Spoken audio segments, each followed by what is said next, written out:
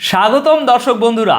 ৩৯ দিন ধরে চলা এই যুদ্ধের শেষ পরিণতি কি হলো, আমেরিকা কি পেল আর ইরানই বা কি পেল, আজকের এই প্রতিবেদনের মাধ্যমে আমরা সেটাই আপনাদের সহজভাবে বোঝানোর চেষ্টা করব।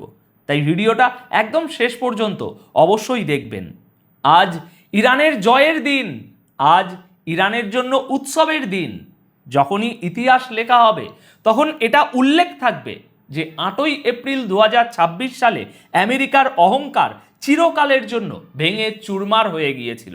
৮ই এপ্রিল ২০২৬-এ ইরান বিশ্বের নতুন সুপার পাওয়ার বা মহাশক্তি হিসাবে সামনে উঠে এসেছিল। ৮ই এপ্রিল ২০২৬-এ এটা প্রমাণ হয়ে গেল যে যুদ্ধ শুধু অস্ত্র দিয়ে জেতা যায় না, যুদ্ধ জেতা যায় মনোবল আর সাহস দিয়ে। এই দিনটায় এটাও ঠিক হয়ে গেল যে ট্রাম্পের মতো বড় বড় কথা বলা একজন অসভ্য ও অভদ্র মানুষ ৭,০০০ বছরের পুরনো ইরানি সভ্যতাকে কখনোই শেষ করে দিতে পারে না। তিনি শুধু একটাই জিনিস করতে পারেন, তা হলো আমেরিকার গুন্ডাগিরি, যা সারা বিশ্ব জুড়ে চলছিল, আর সেটাও ৮ই এপ্রিল ২০২৬-এ শেষ হয়ে গেল। যা ঘটল তার নিজের জায়গাতেই একটা বিরাট বড় শিক্ষা। কাল যখন পলিটিক্যাল সায়েন্স বা মিলিটারি সায়েন্সের ছাত্ররা আমেরিকা, ইসরায়েল আর ইরানের এই যুদ্ধের ইতিহাস পড়বে, তখন তারা বুঝতে পারবে ইরান ঠিক কি অসাধ্য সাধন করেছে। সমস্ত বড় বড় আর অত্যাধুনিক অস্ত্রশস্ত্র ইসরায়েলের কাছে ছিল, তাদের কাছে ট্যাঙ্ক ছিল, F-13, F-16 থেকে শুরু করে দুনিয়ার তাবড় তাবড় ফাইটার জেট, এই সব কিছুই ইসরায়েল আর আমেরিকার কাছে ছিল। কিন্তু ইরানের কাছে কি ছিল?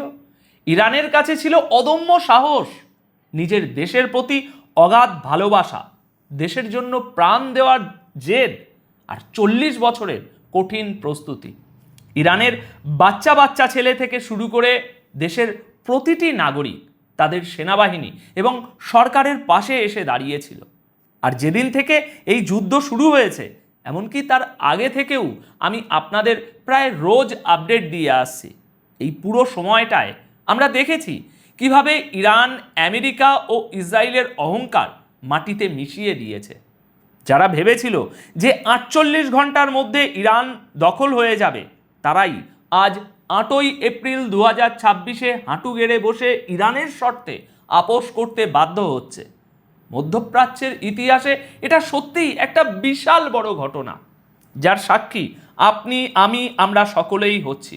আর যে আরব দেশগুলো কখনো এগোচ্ছিল, কখনো পেছোচ্ছিল, তাদের ওমানের কাছ থেকে শেখা উচিত, যারা প্রথম দিন থেকেই ইরানের পাশে দাঁড়িয়েছিল। আজ যখন চুক্তির কথা আসছে, ইরান তখন খোলাখুলি বলছে যে হরমুজ প্রণালী থেকে তারা যে টোল আদায় করবে তা ওমানের সাথে ভাগ করে নেবে। অন্যদিকে ইউএই অনেক বড় বড় কথা বলছিল যে এভাবে চুক্তি হওয়া উচিত নয়, হরমুজ প্রণালী ইরানের হাতে ছেড়ে দেওয়া ঠিক হবে না, ইরানের মিসাইল ধ্বংস করে দেওয়া উচিত। এখন ইউএইকে নতুন করে ভাবতে হবে যে এসব বলে তারা আদেও কি পেল। আজ মধ্যপ্রাচ্য তো বটেই, সারা বিশ্বে ইরানের একটা শক্ত অবস্থান তৈরি হয়ে গেছে। গতকাল রাতে যেই ঘোষণা হলো যে রাত ৮টার সময় সব উড়িয়ে দেওয়া হবে, তখন ইরানের সাহসী সাধারণ মানুষ কি করলো জানেন? তারা ভয় না পেয়ে নিজেদের পাওয়ার প্ল্যান্ট, ব্রিজ এবং ঐতিহাসিক সৌধগুলোর চারপাশে গিয়ে ভিড় জমালো। আমি যখন ওই দৃশ্যটা দেখলাম, সত্যি বলছি, গায়ে কাঁটা দিয়ে উঠেছিল। আমি ভাবছিলাম দেশের প্রতি এটা কি মারাত্মক লেভেলের ভালোবাসা। মানুষ নিজেদের প্রাণের তোয়াক্কা না করে, এটা জেনেও যে ট্রাম্প কত বোমা ফেলবে বা নেতানিয়াহু কত মিসাইল ছুটবে তার কোনো ঠিক নেই, তা সত্ত্বেও তারা রাস্তায় নেমে এলো। মানুষ পাওয়ার প্ল্যান্টগুলোর চারপাশে হিউম্যান চেন বানিয়ে দাঁড়িয়ে পড়ল। মানুষ সেই ব্রিজগুলোর উপরে দাঁড়িয়ে হাঁটাহাঁটি করতে শুরু করলো, যেগুলোকে বোমা মেরে উড়িয়ে দেওয়ার হুমকি দেওয়া হয়েছিল। তারা সেই ঐতিহাসিক সৌধগুলোর চারপাশে জড়ো হয়ে গেল, যেগুলো ইরানের গর্ব। ইস্পাহান, কোম, সিরাজ, তেহরান থেকে শুরু করে গোটা ইরানের মানুষ রাস্তায় নেমে এলো। তাদের মধ্যে কোনো ভয় ছিল না যে আমেরিকা বোমা ফেললে আমাদের কি হবে। আর শুধু সাধারণ মানুষ নয়, ইরানের নেতারা রাস্তায় ছিলেন, প্রেসিডেন্ট রাস্তায় ছিলেন, প্রশাসনের লোকেরাও রাস্তায় ছিলেন। একটা দেশ যার সুপ্রিম লিডারকে যুদ্ধের প্রথম দিনেই হত্যা করা হলো, তা সত্ত্বেও সেই দেশটা এভাবে একজোট হয়ে রুখে দাঁড়ালো। এটা সত্যি আমাদের জন্য ভাবার এবং অনেক কিছু শেখার বিষয়। যে দেশের সাধারণ মানুষ একজোট হয়ে দেশের পাশে দাঁড়ায়, সেই দেশ সবসময় জেতে। আমি আগেও বলেছিলাম, কোনো দেশের সেনাবাহিনীকে আপনি হয়তো হারিয়ে দিতে পারেন, কিন্তু সেই দেশের জনগণকে আপনি কখনো হারাতে পারবেন না। যদি গোটা দেশের মানুষ একসাথে রুখে দাঁড়ায় একবার, পৃথিবীর কোনো শক্তি তাদের হারাতে পারবে না। ট্রাম্পের তরফ থেকে যুদ্ধবিরতি বা সিজফায়ারের ঘোষণার পর থেকেই ইরানে এখন উৎসবের মেজাজ। আমেরিকাকে নিজেদের শর্তের সামনে মাথা নোয়াতে বাধ্য করার এই বিশাল জয় তারা আজ উদযাপন করছে। অন্যদিকে আমেরিকায়, কিংবা বলা ভালো সারা বিশ্বে, এখন ট্রাম্পের মাথা হেট হয়ে যাওয়ার পরিস্থিতি তৈরি হয়েছে। ট্রাম্প রীতিমতো অপমানিত হচ্ছেন সারা বিশ্বে। ইরানের সাধারণ মানুষ এই সিজফায়ারকে নিজেদের জয় হিসাবেই দেখছেন। সারা রাত ধরে যে মানুষগুলো আমেরিকা থেকে আসা বোমা আর বারুদের অপেক্ষায় রাস্তায় দাঁড়িয়েছিলেন, তারাই এখন ইরানের পতাকা হাতে শহরের রাস্তায় রাস্তায় হাজার হাজার সংখ্যায় নেমে উৎসব পালন করছেন। ইরানি মিডিয়া ট্রাম্পের কার্টুন বানিয়ে এই যুদ্ধবিরতিতে তার হার তুলে ধরছে, আর আমেরিকার মিডিয়াও ট্রাম্পের কড়া সমালোচনা করছেন। সিএনএন এবং এনওয়াইটির মতো শীর্ষস্থানীয় মার্কিন মিডিয়াগুলোও এমন সব রিপোর্ট ছাপছে যা ট্রাম্পের অহংকারকে মাটিতে মিশিয়ে দিচ্ছে। ইরানের শর্তে রাজি হয়ে এই যে সিজফায়ার হলো, একে গোটা বিশ্বের মিডিয়া ট্রাম্পের হার হিসাবেই ঘোষণা করছে। এই সিজফায়ারের পর ট্রাম্প নিজের পিঠ নিজে যতই চাপড়াক না কেন, সব জায়গাতেই তার চূড়ান্ত বদনাম হচ্ছে। তার খামখেয়ালিপনার কারণে এই হারের গল্প এখন সব জায়গায় লেখা হচ্ছে, ইতিহাসেও লেখা হবে। আমেরিকাকে যে বিশ্বের সুপার পাওয়ার বা মহাশক্তিধর মানা হতো, সেই বিশ্বের সামনেই আজ ইরানের ভাবমূর্তি আরও মজবুত হয়ে উঠেছে। এই নূতন বিশ্বযুদ্ধে ইরান একটি শক্তিশালী দেশ হিসাবে বিশ্বের সামনে মাথা উঁচু করে দাঁড়িয়েছে।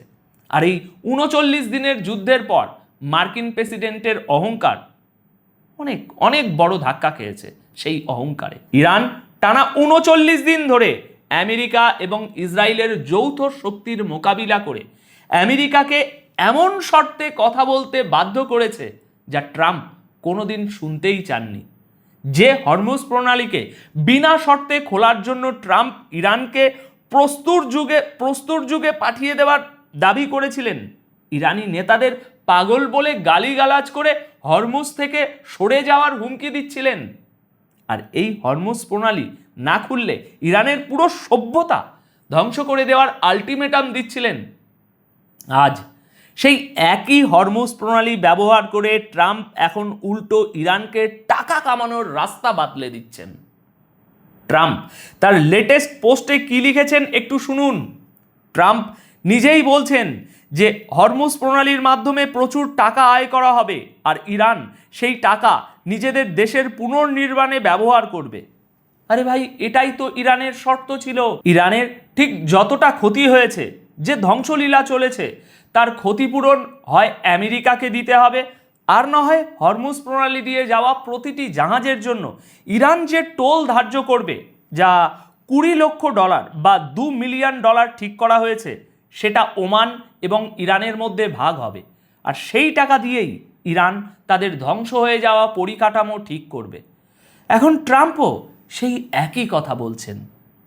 নিজের এই অপমানের উপর পর্দা ফেলার জন্য ট্রাম্প শুধু এটুকু বলছেন বা বলেছেন যে আমেরিকাকেও আশেপাশে এখানে থাকতে হবে, আমেরিকাও আশেপাশেই থাকবে যাতে সব ঠিকঠাক চলে। কিন্তু ট্রাম্পের এই সাম্প্রতিক বয়ান থেকে এটা স্পষ্ট যে ইরানের শর্তগুলোতেই শিলমোহর পড়েছে, অর্থাৎ ইরান যা চেয়েছিল ঠিক সেটাই হতে চলেছে। হরমুজ প্রণালী আর আগের মতো থাকবে না, বিনামূল্যে যাতায়াত আর থাকবে না। 28 ফেব্রুয়ারির আগে যে হরমুজ প্রণালী বিনা কোনো টোলে সবার জন্য খোলা ছিল, সেখানে এখন ইরানের টোল বুথ বসবে। যুদ্ধের পর থেকে যেটা এমনিতেই রয়েছে, আর এখন সেটা হবে আমেরিকার সম্মতিতেই, যারা আজ ইরানের সামনে বাধ্য হয়ে মাথা ঝুঁকিয়েছে। তো দর্শক, এ বিষয়ে আপনাদের কি মতামত অবশ্যই কমেন্ট বক্সে লিখে জানাবেন। ট্রাম্পের এই চরম পরাজয় এবং এত কষ্ট, এত সংঘর্ষের পর, একজন নেতাকে হারানোর পর এই বিজয়ে ইরানের যে খুশি আমরা ইরানের রাস্তায় দেখতে পাচ্ছি, সে বিষয়ে আপনাদের কি মত অবশ্যই আজকের এই বিষয়গুলো আপনাদের মনে যা আসছে কমেন্ট বক্সে লিখে জানাবেন। ধন্যবাদ, ভালো থাকবেন, সুস্থ থাকবেন।